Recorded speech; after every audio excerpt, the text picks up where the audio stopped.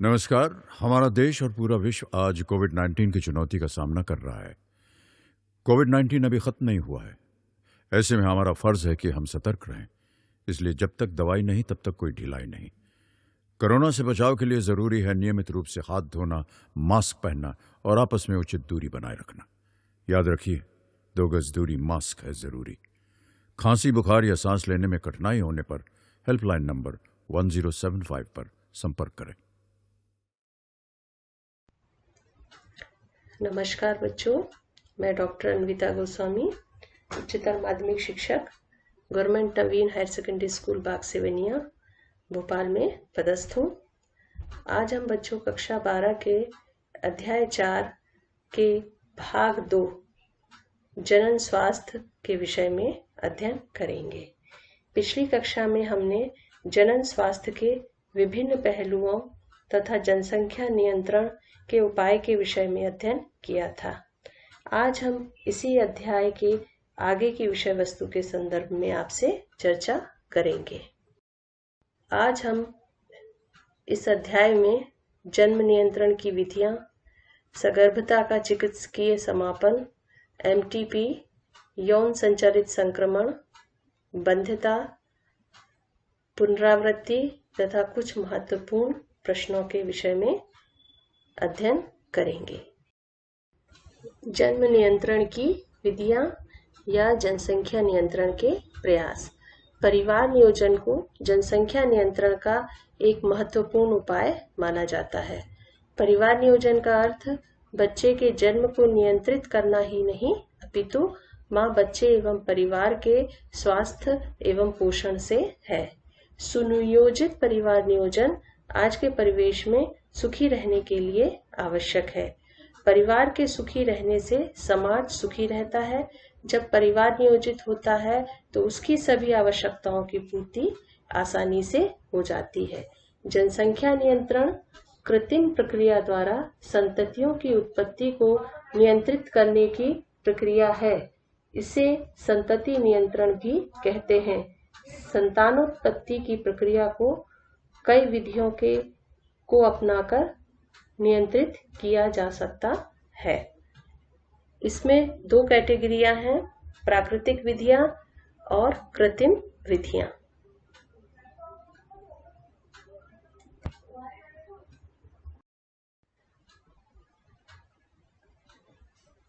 प्राकृतिक विधियां या परंपरागत विधियां और दूसरी हैं कृत्रिम विधियां, जिसमें बैरियर्स, इंट्रायूटेराइन डिवाइसेस, अंतः गर्भाशयी युक्ति, मुखीय गर्भ निरोधक, टीका रूप में शल्य क्रिया विधि आदि। प्राकृतिक विधियों में माहवारी चक्र के 10वें से 17वें दिन के बीच के समय में गर्भधारण की संभावना अधिक होती है।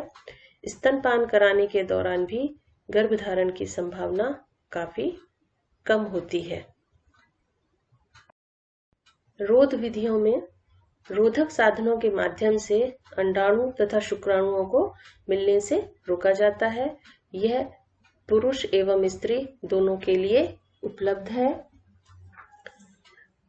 भारत में दूसरी विधि अंतः गर्भाशयी युक्ति है, इंट्रायूटेराइन डिवाइसेस हैं। इसमें लूप या कॉपर टी जैसी प्रयुक्तियों को गर्भाशय में रखकर निषेचन को रोका जाता है। इस प्रक्रिया को IUD कहते हैं। यह डिवाइस डॉक्टर या नर्स के द्वारा यूट्रस में लगाई जाती है। आजकल विभिन्न प्रकार की डिवाइसेस उपलब्ध हैं। औषधि रहित IUD, तांबा मोचक IUD, हार्मोन मोचक IUD और ओरल पिल्स या मुखीय गर्भ निरोधक गोलियां। मुखीय निरोधक गोलियां ओरल कॉन्ट्रासेप्टिव पिल्स यह विशेष प्रकार की टैबलेट है जिनका महिलाओं द्वारा उपयोग किया जाता है। जन्म नियंत्रण की यह आसान विधियां हैं।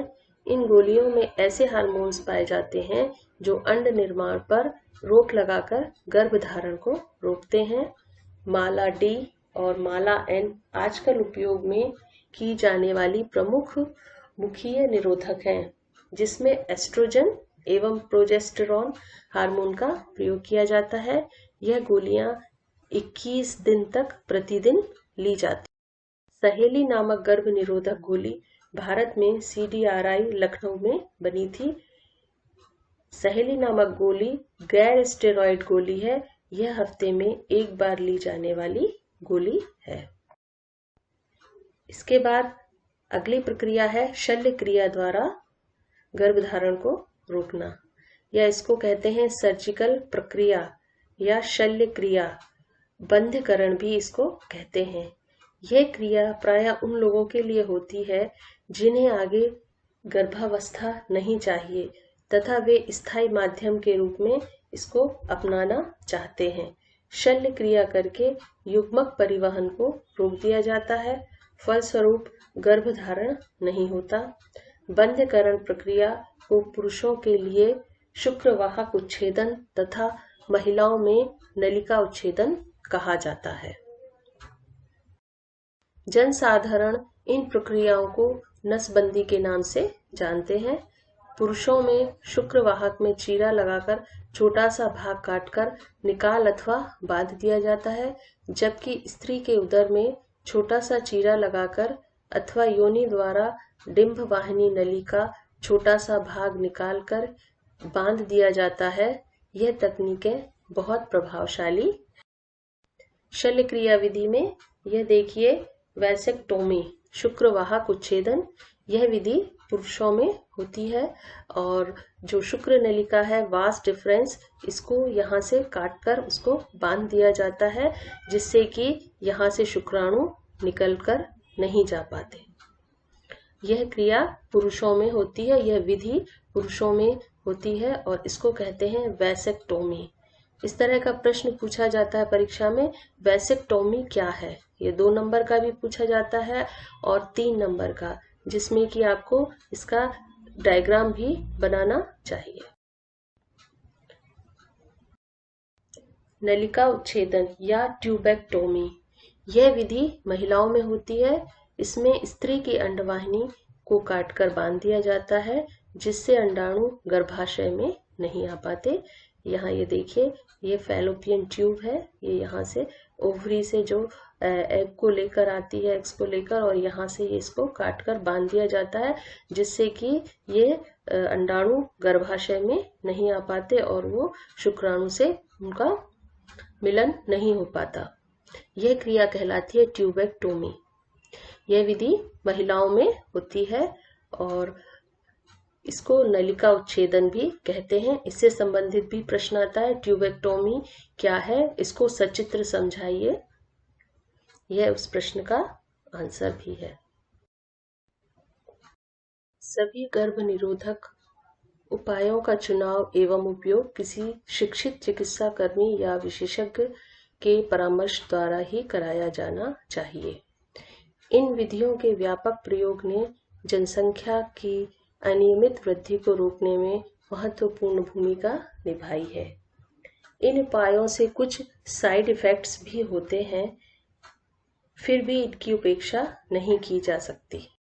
सगर्भता का चिकित्सकीय समापन, मेडिकल टर्मिनेशन ऑफ प्रेगनेंसी।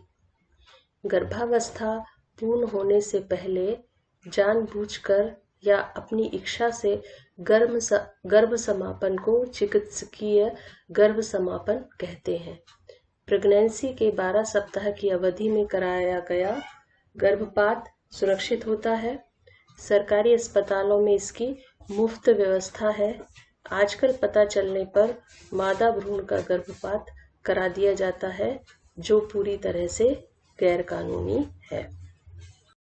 चिकित्सकीय संगर्भता समापन की अनिवार्यता कुछ विशेष मामलों में भी होती है, जहां प्रेगनेंसी बने रहने की स्थिति में मां अथवा भ्रूण अथवा दोनों के लिए हानिकारक हो सकती है।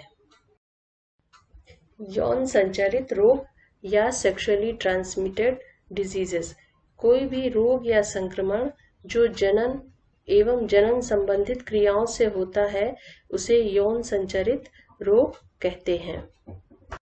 संचारित संक्रमण को जनन मार्ग संक्रमण भी कहा जाता है।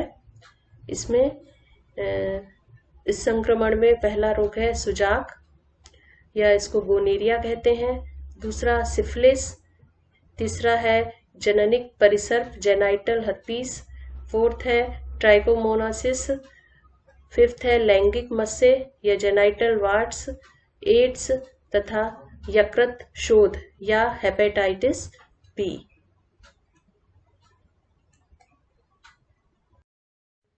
सुजाक, यह बीमारी, इसे गोनेरिया भी कहते हैं, यह संक्रामक रोग है। नीसेरिया गोनेरी नामक जीवाणुओं से होता है।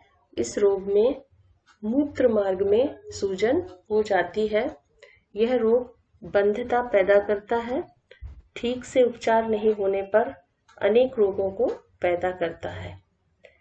अगली रोग है उपदंश, इसको सिफिलिस कहते हैं। इसे फ्रेंच पॉक्स के नाम से भी जाना जाता है। यह रोग भी पेनिसिलिन नामक प्रतिजैविक के सेवन से उपचारित होता है। यह रोग ट्रिपोनिया पैलिडम के द्वारा फैलता है। इस रोग में दांतों पर विशेष चिन्ह बन जाते हैं, जिसके कारण इन्हें हटकिंसंस टीथ भी कहा जाता है। ट्राइकोमैनियसिस, यह रोग ट्राइकोमोनास वेजाइनेलिस नामक प्रोटोजोआ जीव के कारण महिलाओं में होता है। पुरुष इसके लिए वाहक का कार्य करते हैं। इस रोग में योनि मार्ग में जलन तथा खुजली होती है तथा झागदार द्रव निकलता है। इस रोग का उपचार ओरियोमाइसिस एवं टेरामाइसिन नामक प्रतिजैविक के सेवन से किया जाता है। अगला रोग है जननिक परिसर्प जेनाइटल हर्पीस। इस रोग का विषाणु हर्पीस सिंप्लेक्स विषाणु है। यह रोग लाइलाज है। इसके संक्रमण से बचाव का सबसे अच्छा तरीका बहुलैंगिक संपर्क से बचना माना जाता है। बच्चों, यौन संचरण रोगों के विषय में प्रश्न आता है कि यौन संचरण रोग क्या है। यह इनके नाम लिखिए, या एसटीडी किसे कहते हैं, इसका पूरा नाम लिखिए। एड्स, इसी में अगला रोग है, एसटीडीज के अंतर्गत आता है। यह एक विशिष्ट लाइलाज बीमारी है। वैज्ञानिकों का मानना है कि इस रोग की उत्पत्ति चिंपांजी से अफ्रीका में हुई थी और वहां से संक्रमण के फलस्वरूप मानव में आई। इसका सबसे पहले पता सन 1981 में अमेरिका में लगाया गया था। भारत में एड्स का संक्रमण सबसे पहले चेन्नई में। यह रोग ह्यूमन इम्यूनोडेफिशिएंसी विषाणु नामक विषाणु के कारण उत्पन्न होता है। इस अवस्था में शरीर की प्राकृतिक प्रतिरक्षण प्रणाली नष्ट हो जाती है या इम्यूनिटी पावर कम हो जाती है, जिससे शरीर की रोग निरोधी क्षमता काफी कम हो जाती है एवं शरीर विभिन्न प्रकार के रोग जनों से संक्रमित हो जाता है। शरीर विभिन्न प्रकार के रोगों से संक्रमित हो जाता है। इसके लक्षण ज्यादा थकान होती है, अधिक दिनों तक बार बार दस्त लगना, त्वचा पर घाव होना, लसिका ग्रंथियों का फूल जाना, दवाइयों का कोई प्रभाव नहीं होना, शरीर का भार कम होना, तपेदिक का हो जाना और चक्कर आना इत्यादि। यौन संचरित रोगों से बचाव। बच्चों, एक प्रश्न इस तरह का भी आता है कि यौन संचरित रोगों से किस प्रकार बचाव किया जाता है, लिखिए। इनमें से कुछ संक्रमण हेपेटाइटिस तथा एचआईवी संक्रमण संक्रमित व्यक्ति के प्रयोग वाली सुइयों और शल्य क्रिया के औजारों तथा संदूषित माता से उसके गर्भस्थ शिशु में भी संचारित हो सकते हैं। इन संक्रमणों से पूरी तरह सुरक्षित रहने के लिए निम्न पालन करना आवश्यक होता है। नियमों, किसी अनजान व्यक्ति से या बहुत से व्यक्तियों से यौन संबंध ना रखें। किसी रोग का पता चलने पर डॉक्टर को तुरंत दिखाएं। जननांगों की साफ सफाई का विशेष ध्यान रखें इत्यादि। ये सब यौन संचरित रोगों से बचाव के उपाय हैं।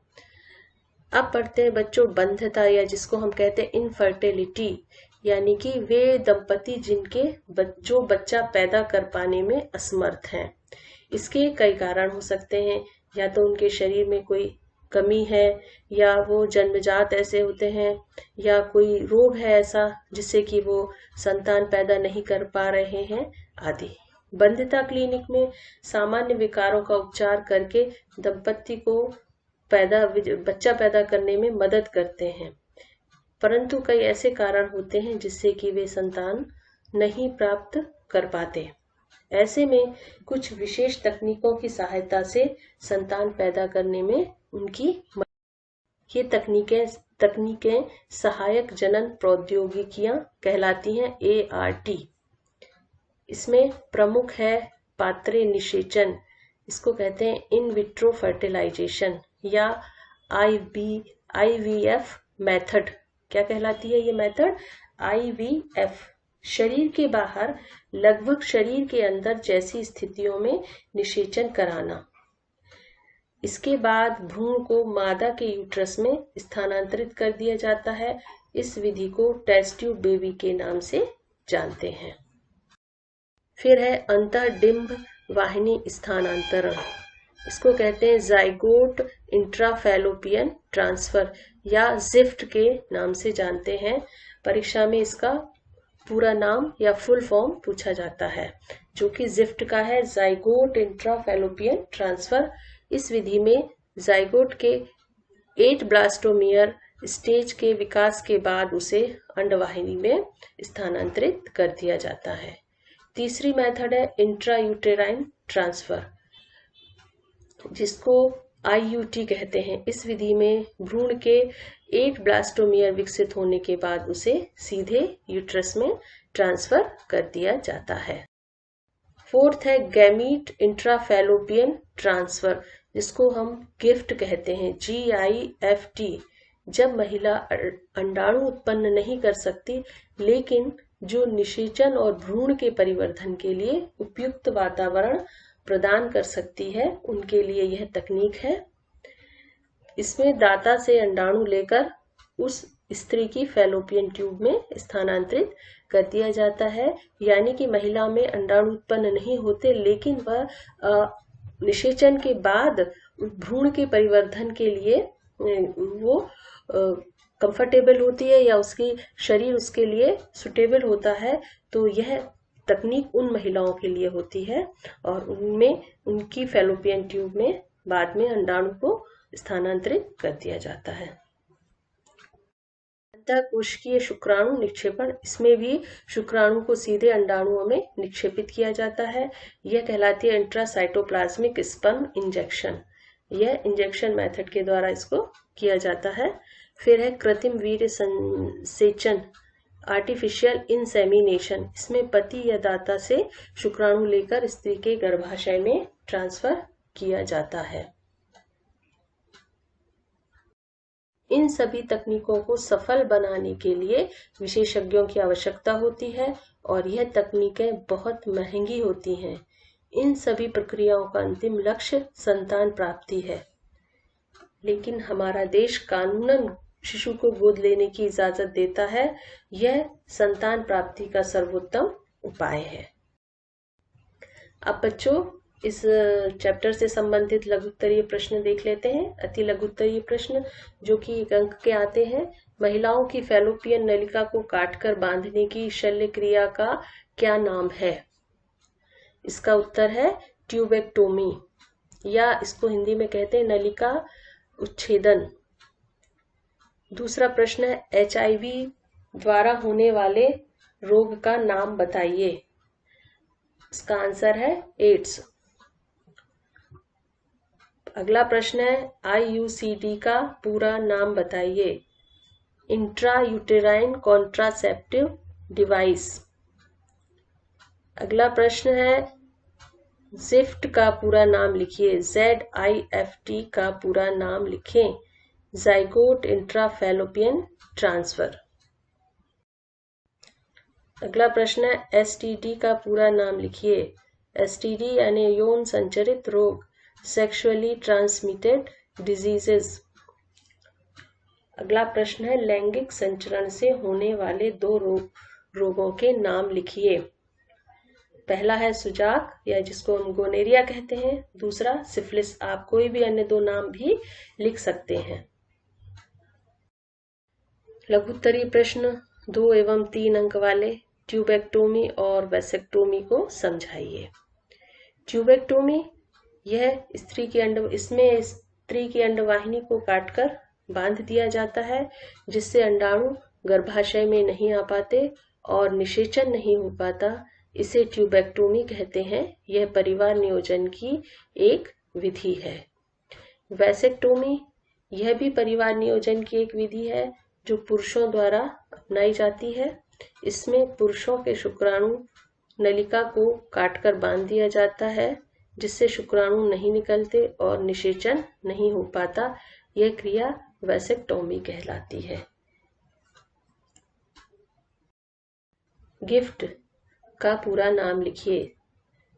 GIFT गिफ्ट का गैमीट इंट्राफैलोपियन ट्रांसफर।